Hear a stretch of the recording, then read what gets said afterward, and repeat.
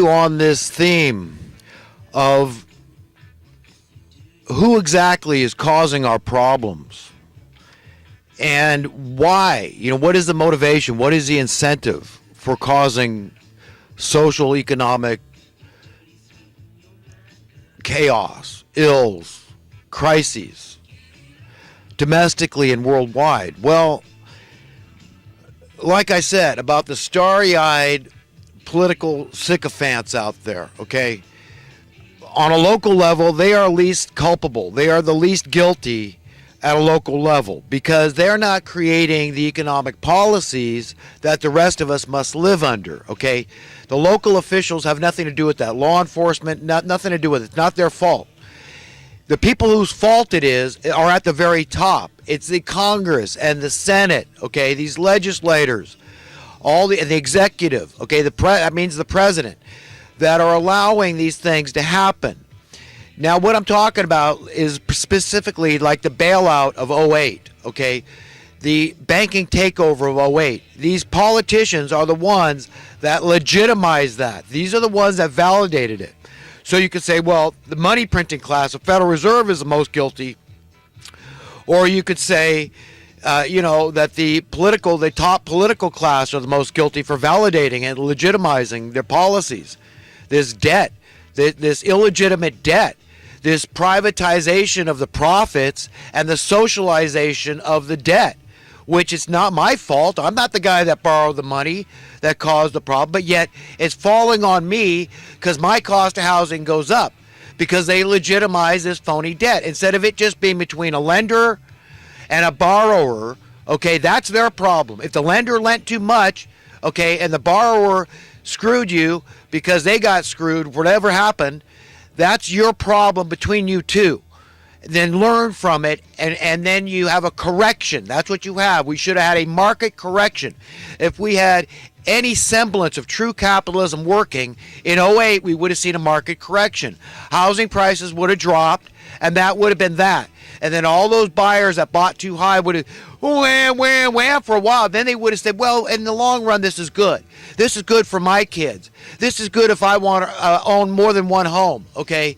This is good all the way around.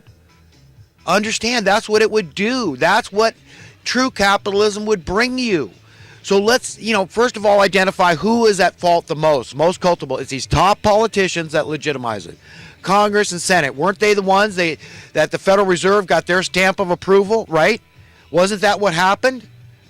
Okay, they legitimized this theft of the wealth of our nation for generations in perpetuity. That's what they want. They don't ever want the debt to go away. They want to build on it.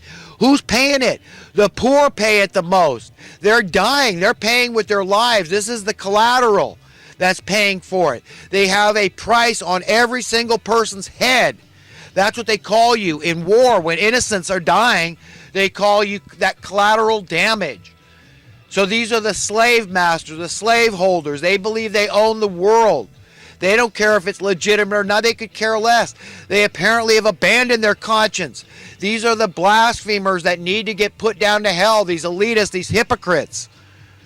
Okay, they are, I'm not judging anyone, but this is what God is going to do to these people. Their fruits are rotten. They stink to high heaven. That's all I'm doing. I'm just calling a spade a spade. I'm just doing what the book of Ephesians says, exposing the fruitless deeds of darkness and having nothing to do with them. And recommending nobody else has anything to do with it. So when it comes to deciding whether you're going to be an elitist or an egalitarian, remember there's only two choices, like being pregnant or not. Okay, you are or you're not, okay?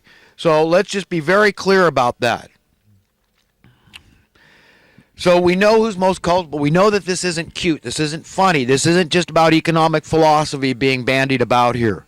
What I'm talking about is life and death, okay? I'm talking about surviving. And all of us working toward a common goal. What is the common goal? Freedom and liberty and prosperity. Not for some. Never can that be okay. That is not God's plan. It's for everybody that exists on the surface of the earth. That's all God's children being free, respecting one another as an equal. Okay, that's it. No matter what, you're not their boss. You're not their owner. You can't be their conscience. It's not up to you to say, well, either they're offering society, they're just something, or they're lazy. They just want to live in their mother's basement, whatever. Okay, would it be better if they were out there getting a Section 8 and making rich dad fabulously wealthy? This is what I mean about subsidizing the problem. That's what they're doing. You know, the difference in terms of fiscal responsibility is astounding. What I'm talking about is yes, maybe a giant giveaway program. If that works, fine. You fix the problem. The difference between fixing the problem and maintaining the problem in terms of fiscal responsibility, it's a no-brainer. It's very easy to understand what I'm talking about here. Okay, but I'm saying, look, we should just let sound economic policies work. If they did this, we could pull ourselves out of this thing. But they're going to do everything they can to prevent sound economic policies. They don't want us to get any appreciable time to have a good taste of it, because if we do, we'll understand those things that gave it to us: accountability, oversight, checks and balances. And we said, no, you don't touch those things. We don't want market manipulation. We don't want special interest groups colluding against us. And we certainly don't want the government involved, because that's fascist. When the government itself becomes a special interest group looking after, hey, well, taxes are good for me, so I'm going to be into raising your taxes. Do you understand how it works? It's communistic. It is all communistic. Crony capitalism, communism, fascism, it's all bad. It all creates great wealth disparity, ever growing, no end in sight, increases poverty, desperation. Crime is always ever present. The threat, because of the financial desperation out there. The women getting abortions because they can't afford to take care of a kid. The women selling their bodies because they need money to pay their rent. Okay, this is the world we have. The dubious warfare, the debt, all the sundry vices of every type out there people get hung up on. All this stuff is interrelated. We've got to get it. We've got to be very clear about what's going on here and who is perpetrating this on us and what it's going to take to extricate ourselves. We first got to understand the problem, identify who to go after. And so local politicians, you have an obligation to the people to help us, to not just persecute the homeless because you don't want them doing their business on the business doorsteps. Who doesn't understand that? Well, then you put some heat on the next politician above you. And then they say, well, it's not my fault. I didn't have a vote on this. Your assemblyman or, whoever it is. Okay, the congressional representative, well, whatever it is. Put the heat on the next guy up, the governor. Governor, if you don't like it, then you put pressure on the president. And then the president says, wait a minute, it was the Congress and Senate that allowed this thing to happen. Whatever it takes, but don't play dumb anymore. The people are waking up. They're all going to pick up on the things I'm saying and other people are saying, and they're going to say, yes, this guy makes sense. He logically understands economic principles. He knows Adam Smith economics. He knows what's supposed to happen. He knows what the difference between progress and regression is in terms of economics, okay? And if it's not a rising tide of prosperity that lifts all ships, it's worthless. It's no good. It can't be, just good for a few. That's not the way it works. It's got to work for everybody. We've got to bind the wound on the collective body of humanity where it is hemorrhaging and people are dying out in the cold. So right away, you want to fix this thing, you want to rip the Band-Aid off this thing, then you do it there. That's where you do it. You bind the wound.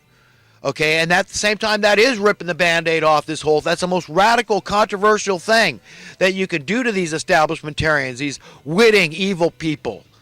This is the biggest threat. This is horrendous. This is antithetical to everything that they want. This New World Order cabal and all their minions. They want mass poverty. They want to be the only ones out there. They want, this thing that they have to be something other people can't have. I forget who said that. That thing valued is only, by the possessor has to be something other people can't have. That's how they are. They're greedy. They're sick. They're twisted. And we have to get that. And we have to say, well, I'm not going to be nothing like you. I'm going to be fully egalitarian, fully American here. I'm going to let everybody into my circle of kinship, of prosperity and safety and security. Not for some, but for everybody. Freedom, man. That's it, freedom. That's all I'm talking about here. There doesn't have to be government give away anything, but the government can't have its cake and eat it too. It can't say, well, you can't live here, it's private property. You can't live here, it's public property. So, they keep on rousing people. Move along now, and then they call them vagrants. Oh, well, so the news media picks, oh, well, these are just people passing through. They don't want a job. They're just lazy bums. And you think about it. What is somebody supposed to do? You're supposed to hold down a job and live in the freaking bushes? Hiding from the authorities by yourself? You can't even work collectively with other people like yourself that are homeless and desperate like they did during the Depression with the Hoovervilles? You can't even do that? This is the America we have today? This is progress, and I'm going to leave this place. I'm 58 years old. I've had to watch this thing my whole stinking life unfold with the coup when they murdered JFK because he was an egalitarian. He was a good American. He did believe in sound economic policy, a rising tide of prosperity across the board, set a shining light example for the rest of the world to follow. We had a coup. To this day, it's in effect. And they don't want it, it's a death blow to these people to dry up poverty. This is going after the heart of the beast, and to do it not through government programs. I'm not saying that. I don't want more fascism forcing, benevolence on people out of your tax dollar. No, I don't want it to come out of your dollar. You shouldn't pay your tax if you say, well, I don't want to pay for that or this one. Fine, opt out. But if you want to tithe, that's where this whole business of taxes came from. And the Bible talks about tithing, giving 10%. Well, you should tithe. You should give your taxes only where you believe it. Warranted, where you want to, where it makes sense. So you can either subsidize rich dad as a landlord in perpetuity, keep giving more and more taxes, more and more of your money to him. Or you could say, I'm going to pay to fix it. I'm going to give to Habitat for Humanity. We're going to fix this damn problem once and for all. There's not going to be any more homeless for this guy to complain about. Great. And watch crime disappear. Then all those disgruntled people working in the criminal industrial complex, they're going to come after you, right? Do you understand the problem here? When the vast majority of the jobs are wrapped up and revolve around the problems persisting, do you understand the horrendous, monumental problem we're facing here? My God Almighty, help us to see, to come out of the confusion at any cost. And I realize that we all want to rationalize. I do it. We all are trying to, it's very hard to be very honest when your own self-interests are at stake. So we all try to twist our thinking into saying, well, somehow it's got to be okay. Somehow it's got to make sense. But it doesn't. You know how many jobs would go away tomorrow because the problems were fixed? In the dubious warfare industrial complex, the debt industrial complex, 25% people being employed in the debt industrial complex, financial services industry, to put you in debt, their jobs would go away if nobody needed to borrow money. The dubious war, guys aren't going to go off without a paycheck to kill in a war that they don't even believe in, to kill or be killed and maim and be maimed. They're not going to do it. They'll go off for free for the right cause. Read what the great decorated General Smedley Butler said in his book, War is a Racket. The vast majority of wars are a racket. Yeah, there's always been sickos through history that have stood up and said, I'm going to rule the world and all this crap, and we've had to kick their butt. That's happened over and over. That's fine. We'll do it for free. We don't have to be conscripted. We don't have to be paid to do it. So don't worry about it. All this is lies and crap that they get us believing this crap. That we need this ever-growing government. Maybe the answer is that, well, let's just all be government employees. Why not? We the people are, after all, the only true, bona fide, genuine government out there, right? So let's just all become government workers, all go on the government dole. So maybe a minimum income isn't such a bad idea after all. How would it affect the economy? Well, people say it would cause inflation. Not if you don't allow it, okay? Look. That's it. It's just a game. This is Monopoly. It's a game that we're being played here. We're all being played. We're sucked into this game from birth. That's why the things I say seem so radical, because we're embedded with it at birth. We're told this is it. Our parents have been told that. Their parents were told that. It's all about money. And money is innocent. It just facilitates exchange. So it's how you spend your money, right? You can either spend it on good things or bad things. But think of the power it has given the enemy when they are controlling the issuance of currency. They have all the power. We, the people, don't have the power. It doesn't work. It's a lie from the pit of hell. It's a false competing God. These are the words of Jesus. You can't serve two masters.